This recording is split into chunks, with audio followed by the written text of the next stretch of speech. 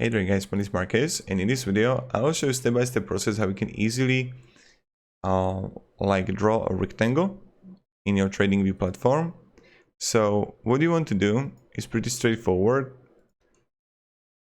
You want to come here on the left side and you're gonna see the brush here.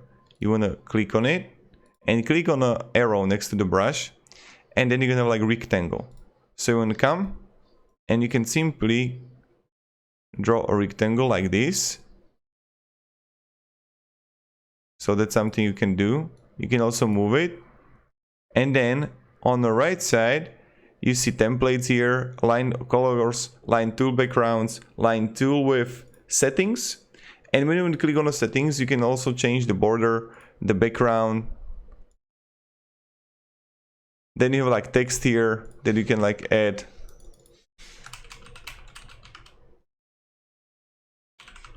Coordinates. So you can also move it with the numbers here, and then visibility. So you can also change the visibility here. And that's pretty much it. So right here, the hours, it's going to be visible. And yeah, thank you very much guys for watching. If you're gonna have any questions, ask me down in the comments, and have a great day and goodbye. See ya.